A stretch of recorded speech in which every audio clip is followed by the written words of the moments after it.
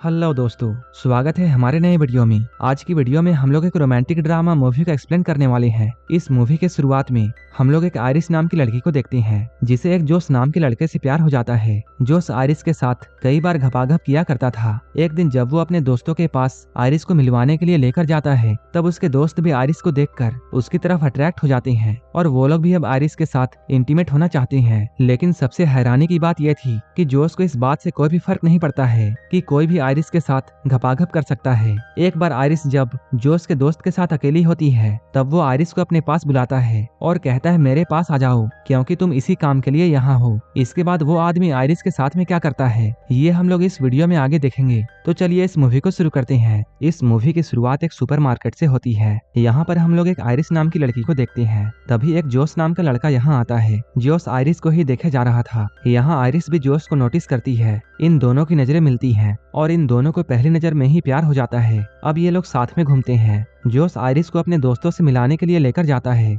यहाँ आयरिस उससे बोलती है तुम्हारी दोस्त कैट मुझे बिल्कुल भी पसंद नहीं करती है। जोश कहता है कैट ऐसे ही है, इसलिए तुम उसकी बातों का बुरा मत मानो। इसके बाद ये लोग अंदर जाकर कैट से मिलते हैं। यहाँ इनके दोस्त पैट्रिक और इलाई भी आए हुए थे। ये सभी लोग अभी जिस घर में थे, ये घर सरगे का है। वैसे तो सरगे कैट का बॉयफ्रेंड था, लेकिन आयरिस को देखने के बाद अब उसकी निगाहें आयरिस पर पड़ जाती हैं। आयरिस और जोश काफी लंबे सफर से आए थे, इसलिए आयरिस ऊपर जाकर शावर लेती है। इसके बाद जब ये सभी लोग बैठे हुए थे, तभी पैट्रिक अपनी और इलाई की कहानी सुनाता है कि वो लोग एक दूसरे से कैसे मिले और उन्हें भी पहली नजर में ही प्यार हो गया था। उनकी कहानी को सुनने के बाद आयरिस कहती है मेरी भी कहानी कुछ इसी तरह है। आयरिस जब अपनी बातों को बोल रही थी, तभी वो नोटिस करती है उनका कोई भी दोस्त उसकी बातों पर ध्यान नहीं दे रहा था। यहीं पर हम लोग सरगे के बारे में जानते हैं। सरगे कई सारे इलीगल काम भी करता है। यहाँ पर कैट आयरिस से ये कहती है सरगे के पास सब कुछ है और उसकी तो एक सुंदर बीबी भी है। मैं तो बस उसकी टाइम पास हूँ। उसका जब भी मूड बनता है वो मेरे साथ इंटीमेट होता है। कुछ देर के बाद ये सभी लोग यहाँ डांस करने लगते हैं।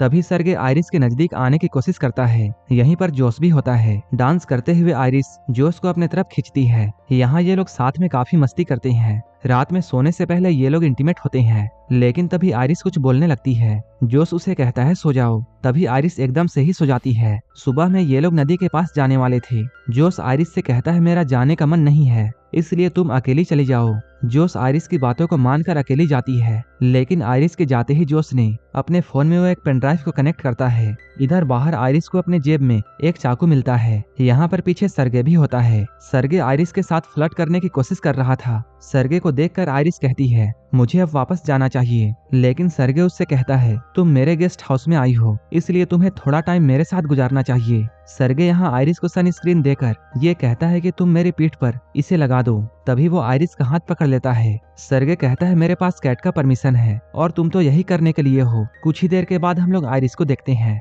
जो कि खून में पूरी तरह लथपथ थी। आयरिस कहती है मैंने उसे रोकने की कोशिश की, लेकिन वो नहीं रुका और वो मेरे साथ जबरदस्ती करने वाला था। वो मुझे गला घोंटकर मारना चाहता था, इसलिए मुझे उसे मारना पड़ा। ये सुनकर जोश आयरिस से कहता है सो जाओ। तभी आयरिस अचानक सो जाती है। यहीं पर हम लोग ये समझ पाते हैं आयरिस कोई इंसान नहीं बल्कि एक रोबोट है। अब इन लोगों ने आयरिस को बांध दिया। ये लोग आपस में ये बातें करते हैं हम लोग पुलिस को साफ साफ कह देंगे कि सरगे के साथ सारा कुछ इसने किया है। यहाँ पर जोश इलाई से कहता है तुम बाहर जाकर पुलिस को फोन करो और मैं आयरिस को लास्ट बार गुड बाय कहना चाहता हूँ। इसके बाद वो आयरिस को ऑन करता है। ऑन होते ही आयरिस पूछती है तुमने मुझे बांध कर क्यों रखा है और मेरे साथ ये सब क्या हो रहा है। जोश यहाँ आयरिस को सब कुछ सच बताता है। वो कहता है तुम एक रोबोट हो और मैंने तुम्हें अपने लिए खरीदा था। तुम्हारी सारी की सारी फीलिंग्स बस प्रोग्रामिंग है। यहाँ पर जोश उसे अपने फोन से कंट्रोल करके उसे बताने की कोशिश करता है कि तुम सच में एक रोबोट हो, लेकिन आयरिस उसकी बातों पर विश्वास नहीं करती है। वो कहती है मुझे मेरी पूरी जिंदगी याद है।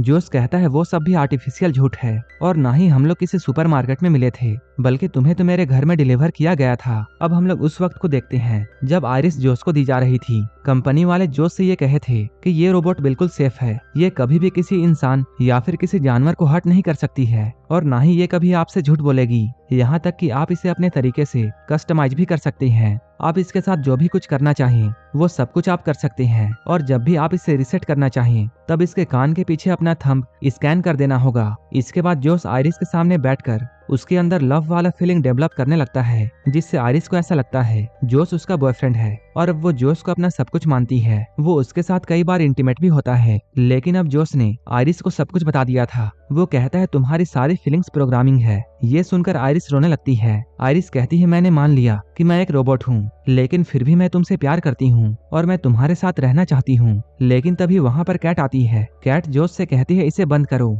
लेकिन जोश आयरिस को बंद करने के बजाय कैट से बातें करने लगता है। कैट कहती है ये हमारा प्लान नहीं था, तुमने उसे दोबारा ऑन क्यों किया? जोश कहता है मैं बस लास्ट बार उसे गुड बाय कहना चाहता था। यहीं पर हम लोग ये जानते हैं ये सारा का सारा कुछ जोश और कैट का प्लान था। इन दोनों ने मिलकर आयरिस के सेटिंग के साथ छेड़छाड़ की थी ताकि वो सरगे को मार दे। लेकिन इधर आयरिस पास में पड़े हुए चाकू की तरफ बढ़ती है। जब जोश उसे बंद करने के लिए उसके पास में आता है, तब आयरिस उसे जोर से एक मुक्का मारती है। कैट ये सब देखते रह जाती है। इसके बाद आयरिस जोश का फोन लेकर यहाँ से निकल जाती है। अब जोश ये सारी बातें इलाई को बताता है। वो कहता है मैंने ही आयरिस के सेटिंग के साथ में छेड़छाड़ की थी ताकि वो सरगे को मार दे और उसका सारा का सारा पैसा हमारा हो जाए। इसके बाद ये लोग इस पैसे में एक हिस्सा इलाई को भी देने की बातें करते हैं। इलाई कहता है तब तो एक हिस्सा पैट्रिक का भी होना चाहिए। जोश कहता है पैट्रिक का कैसे? यहीं पर हम लोगों के सामने एक और बड़ा खुलासा होता है कि पैट्रिक भी एक रोबोट है। ये लोग बातें करते हुए पैसों का 3 हिस्से करने के लिए मान जाते हैं, लेकिन पुलिस के आने से पहले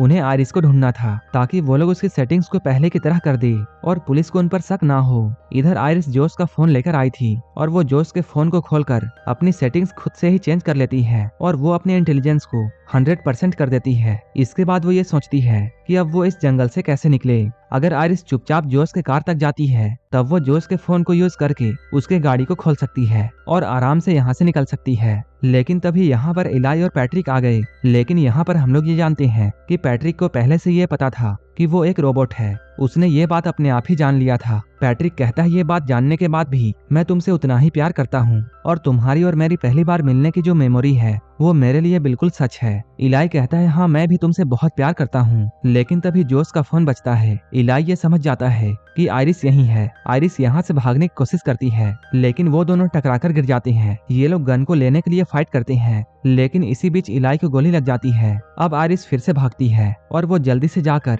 जोश के कार में बैठ जाती है, लेकिन ये कार बिना जोश के वॉइस कमांड के ऑन नहीं हो सकती है। इसके बाद आयरिस अपने कंट्रोल में जाकर अपनी आवाज चेंज करने की कोशिश करती है। तभी बाहर जोश एक पत्थर उठाकर कार के शीशे को तोड़ने की कोशिश करता है। ये शीशा टूटने ही वाला था, लेकिन तभी कार चल जाती है। अब आयरिस जोश को पीछे छोड़कर यहाँ से निकल जाती है। इधर जोश अंदर आकर सरगे का फोन ढूंढने लगता है। उसने सरगे के फोन से अपने कार चोरी होने की कंप्लेन कर दी। तभी कार साइड में लगकर अपने आप बंद हो जाती है और इसके दरवाजे भी अपने आप लॉक हो गए। इसके बाद जोश आयरिस को कॉल करता है। वो कहता है बेबी अभी भी कुछ भी नहीं बिगड़ा है, तुम मेरे पास आ जाओ और हम लोग मिलकर सब कुछ ठीक कर देंगे। हम लोग सारा का सारा ब्लेम पैट्रिक पर डाल देंगे कि उसने ये सब किया है। लेकिन आयरिस ने अपने इंटेलिजेंस को इतना बढ़ा दिया था कि वो जोश के झांसे में आने वाली नहीं थी। आयरिस कहती है तुमने मुझसे मर्डर करवाया है। इसके बाद आयरिस उससे ब्रेकअप कर लेती है। इसके बाद जोश पैट्रिक के पास में जाता है। वो इलाई के थंब प्रिंट से पैट्रिक को रीसेट करता है और वो पैट्रिक को अपने से कनेक्ट कर लेता है। अब पैट्रिक को इलाई के जगह में जोश दिख रहा था। इसके बाद जोश सेटिंग में जाकर पैट्रिक के अग्रेशन को 100% कर दिया और वो पैट्रिक को यह हुक्म देता है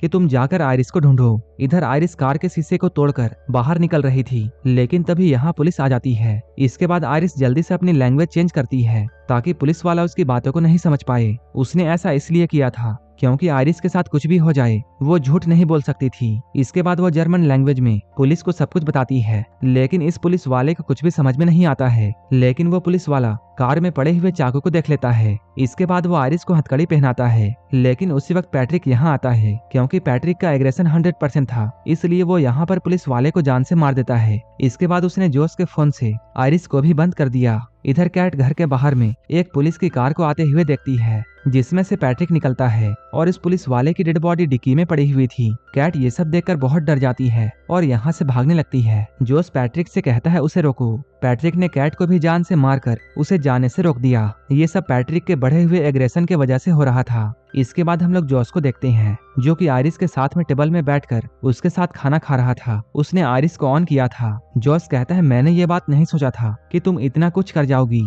तुमने इलाई को मार डाला और तुम्हारी ही वजह से कैट की भी जान चली गई। आयरिस कहती है नहीं, मैंने ऐसा कुछ नहीं किया है, ये सब तो तुम्हारा किया हुआ है। तुम सारा का सारा ब्लेम मुझ पर नहीं डाल सकते हो। आयरिस कहती है तुम बहुत बुरे इंसान हो और तुम बहुत कमजोर हो, तुम पूरी दुनिया को गलत समझते हो। आयरिस अभी ये सब बातें बोल ही रही थी, तभी जोस अपने फोन को लेकर उसके इंटेलिजेंस को 0 कर देता है। जोस कहता है तुम बोलती हो कि तुम्हें दर्द फील होता है, तो आओ हम लोग टेस्ट करें। वो आयरिस के हाथ को जलते हुए कैंडल के ऊपर रखता है। उसी वक्त जोस के पास में आयरिस को बनाने हुए कंपनी से कॉल आता है। वो लोग यहाँ आ रहे थे। इधर आयरिस का हाथ जल चुका था। तब जोस ने कैंडल को बुझाकर उसके हाथ में गन थमा दी और वो आयरिस को ये ऑर्डर देता है कि तुम अपने आप को गोली मारो। इसके बाद आयरिस उसकी बातों को मानते हुए अपने आप को शूट कर लेती है। इधर कुछ ही देर के बाद आयरिस को लेने के लिए उसके कंपनी वाले आते हैं। यहाँ उन लोगों के सामने पैट्रिक एक पुलिस वाला बनता है, जिस पुलिस वाले को उसने मार दिया था। वो लोग पैट्रिक को देखकर ये कहते हैं तुम्हें देखकर ऐसा लगता है कि तुम्हारा चेहरा काफी जाना पहचाना है, लेकिन इन लोगों को याद नहीं आ रहा था कि इन्होंने पैट्रिक को कहाँ देखा है। तभी एक आदमी कहता है हमारा काम तो बस इस रोबोट को ले जाना है और बाकी का काम हमारे कंपनी वाले देख लेंगे। लेकिन आयरिस के साथ में जो भी कुछ हुआ था उन सभी की रिकॉर्डिंग आयरिस के मेमोरी में होती है और वो मेमोरी कार्ड उसके पेट के एरिया के पास में होती है, जो कि अभी भी बिल्कुल सेफ थी। जोस ये बात जानकर बिल्कुल डर जाता है। कंपनी वालों को भी ये अंदाजा था कि पक्का जोस ने ही आयरिस के साथ में गलत किया होगा और उसी ने इसके सेटिंग के साथ में छेड़छाड़ की है, क्योंकि उनका बनाया हुआ रोबोट इतना कुछ नहीं करता है। लेकिन तभी पैट्रिक इन लोगों के सामने आ जाता है। पैट्रिक इनमें से एक आदमी को मार देता है, लेकिन दूसरा आदमी पैट्रिक से बचकर भागता है। वहीं इधर अंदर इन लोगों के वैन में आयरिस रिबूट हो चुकी थी। इधर बाहर पैट्रिक ने उस लड़के को पकड़ लिया था, लेकिन आयरिस यहाँ आकर पैट्रिक को हर्ट नहीं कर पाती है, क्योंकि उसकी सेटिंग्स रिबूट हो चुकी थी। तभी आयरिस कहती है पैट्रिक जोस तुमसे प्यार नहीं करता है, वो तो बस तुम्हारा इस्तेमाल कर रहा है। यहाँ पर आयरिस पैट्रिक के सामने वही लाइन्स बोलती है जो कि पैट्रिक ने इलाई को बोली थी। वो कहती है याद करो तुम इलाई को प्यार करते हो, ना कि जोस को। आयरिस कहती है पैट्रिक तुम जानते हो हम लोग झूठ नहीं बोल सकते हैं। आयरिस की सारी बातों को सुनकर पैट्रिक को इलाई याद आ जाता है।